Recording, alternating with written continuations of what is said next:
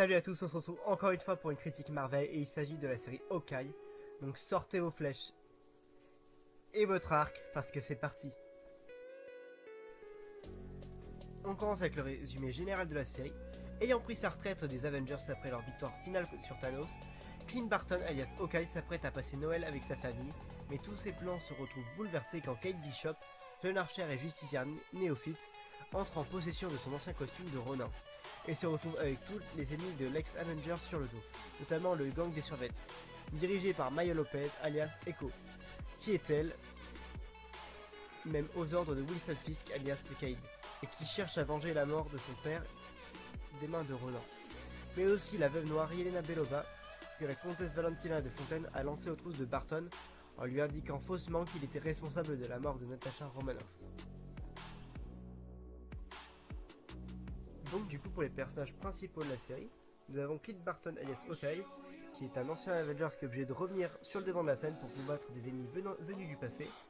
Nous avons aussi Kate Bishop qui est une jeune archère et une justicière néophyte. Elle essaye de résoudre le mystère qui entoure une vente aux enchères. Nous avons Eleanor Bishop, la mère de Kate, qui est à première vue une très gentille femme et qui se révélera plus nuancée. Jack Dukens, qui lui, on dirait que c'était un mauvais homme, est en réalité une très bonne personne. Nous avons aussi Maya Lopez alias Echo, qui est, de première vue, une jeune baronne de mafia, et se révélera être juste une personne qui s'est retrouvée coincée. Nous avons ensuite Kazi, donc c'est un ami d'enfance de Maya Lopez. Nous avons aussi Yelena Belova, la nouvelle Black Widow, et Wilson Fisk, alias Cade, qui est celui qui dirige en secret New York. Épisode 1, ne rencontrez jamais vos héros. En 2012, lors de la bataille de New York, une jeune Kate Bishop voit Clint Barton combattre les Chitauri et aspire à devenir un héros comme lui, après lui avoir sauvé la vie par inadvertance. Dans le présent, Barton passe du temps avec ses enfants à New York pour Noël.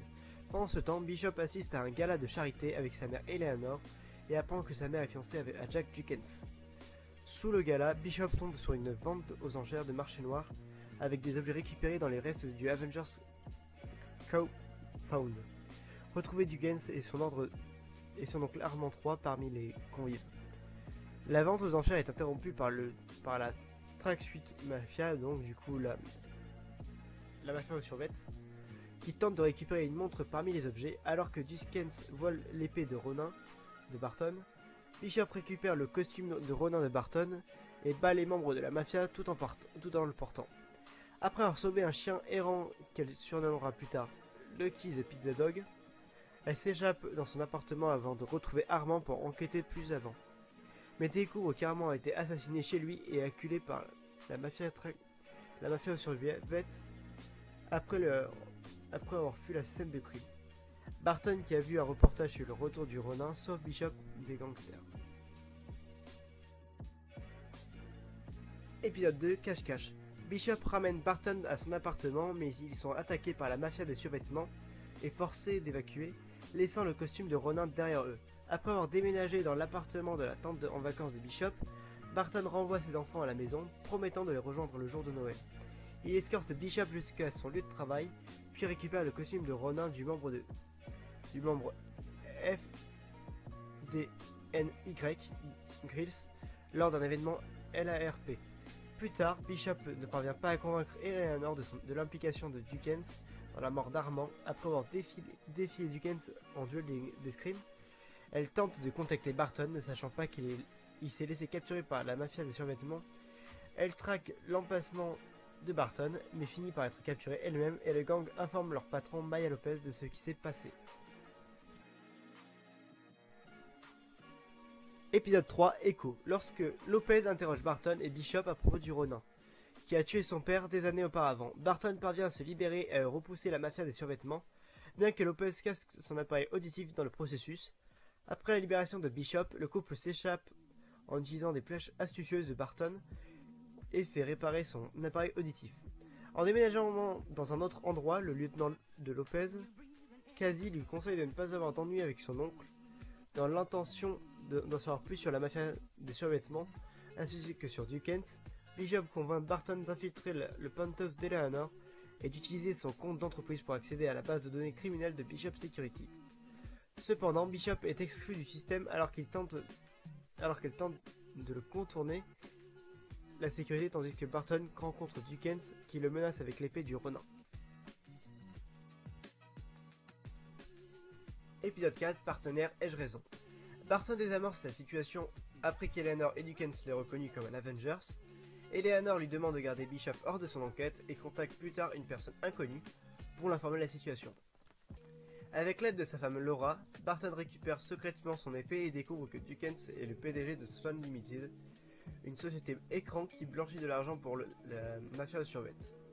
Tandis que Bishop déduit que Barton est Ronin, Barton localise Casey et lui demande de dissuader Lopez de sa vendetta contre Ronin, tandis que Bishop engage un groupe de GN pour récupérer les flèches astucieuses de Barton.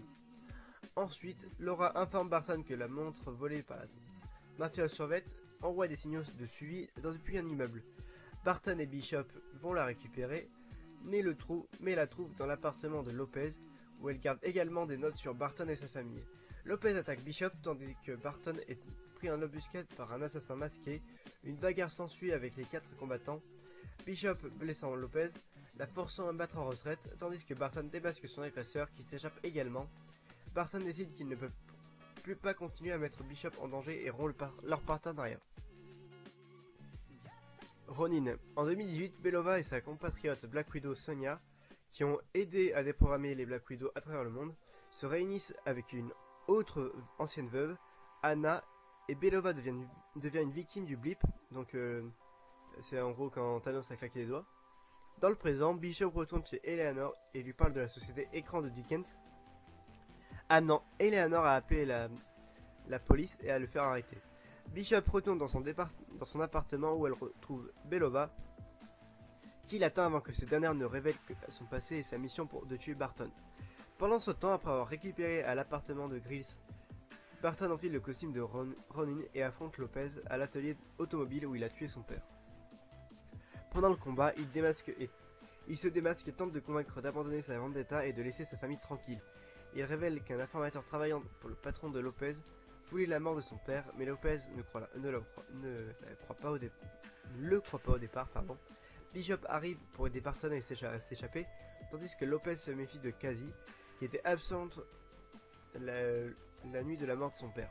Le lendemain, Belova envoie un SMS à Bishop, révélant qu'elle a été embauchée par Eleanor pour tuer Barton, et qu'Eleanor travaille avec l'oncle, entre guillemets, de Lopez, que Barton identifie comme Wilson Fisk alias le Caïd. Épisode 6, donc c'est Noël. Alors qu'Eleanor rencontre le Caïd pour rompre leur partenariat, Barton et Bishop regardent un enregistrement d'eux et apprennent qu'Eleanor a tué Armand et piégé Dukens. La veille de Noël, Barton et Bishop assistent à la fête de vacances d'Eleanor, où Bishop confronte sa mère et apprend que son père devait de l'argent au fisc, ce qui a conduit Eleanor à travailler avec lui. Casey tente d'assassiner Eleanor sous les ordres du fisc, mais cible Barton à la place. Barton demande de l'aide à Grills, des Larpers et Dukens pour évacuer le groupe avant de rejoindre Bishop pour vaincre la mafia des survêtements.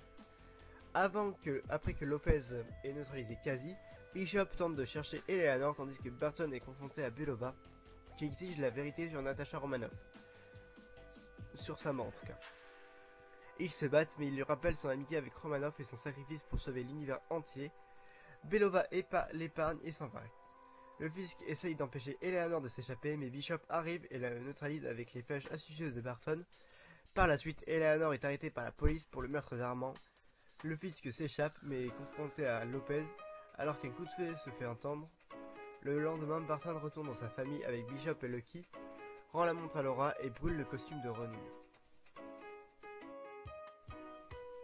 Donc du coup, qu'est-ce que j'ai pensé de cette série? Alors tout d'abord, il faut savoir que cette série, je l'ai bien aimé parce que c'était un style super sympa en plus, dans l'ambiance de Noël, parce que du coup, il a été diffusé pendant la période de Noël, ce qui était très bien joué de la part de Disney+. Et donc du coup, c'était une super série, sympa dans le moment où elle a été diffusée, mais je pense pas que je la regarderai tout le temps. Après, l'histoire est super intéressante parce que tu découvres un nouveau personnage qui est Kate Bishop, que j'ai lu des comics, elle est super intéressante, mais j'en ferai pas des folies parce qu'il faut savoir que pour moi, la meilleure série de 2021 en termes de série Marvel, Disney+, ce serait What If, mais en série live, je dirais quand même WandaVision parce que WandaVision, c'était la toute première série. Chaque semaine, tu théorisais sur qu'est-ce qui se passe, pourquoi il se passe ça et tout. Là, tu pouvais juste te dire meh. Mais oui, sinon, c'est une très bonne série que je conseillerais à tout le monde. C'est bien pour votre culture de général de regarder ça. Et sinon, je suis très pressé de voir les nouvelles séries Disney+, parce que je crois que la prochaine c'est Moon Knight. Il y a déjà la première bande-annonce qui est sortie, elle est vraiment exceptionnelle. Et vraiment hâte de voir ça. Après, le prochain film Marvel à sortir cette année, c'est... enfin, l'année prochaine du coup. Enfin, 2022 du coup, vu le moment de diffusion de la vidéo. Et c'est Doctor Strange et Multiverse of Madness, que j'attends beaucoup aussi. Alors du coup, on peut conclure sur cette année 2021 qui, en Marvel, est vraiment en film. Le meilleur, ça a été évidemment Spider-Man No Way Home. Et je pense du coup en série, je dirais What If. Parce que les deux avaient un rapport avec le multivers qui était vraiment super bien. Et je pense que sans Loki, il n'y aurait jamais eu What If. Vraiment, je m'égare parce qu'on parlait de Hawkeye à la base. Et vraiment, le personnage de Hawkeye est super touchant.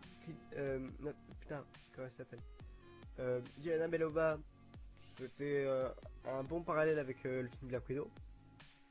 Mais je pense qu'elle aurait pas été là. La série se serait déroulée pareil. Juste à quelques petites exceptions. Putain, Kate Bishop, elle était super touchante.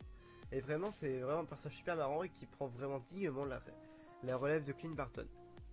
Bon, je n'ai rien d'autre à dire sur la série à part que je l'ai adorée. Mais que c'était quand même pas la meilleure série de Marvel de 2021. Après, à voir ce qu'ils vont faire en série en 2022. J'espère que Secret Invasion va sortir cette année. Et voilà. Bon, bah c'est tout pour aujourd'hui. On se retrouve très bientôt pour une nouvelle critique. Donc je vous dis bye bye. Bye bye.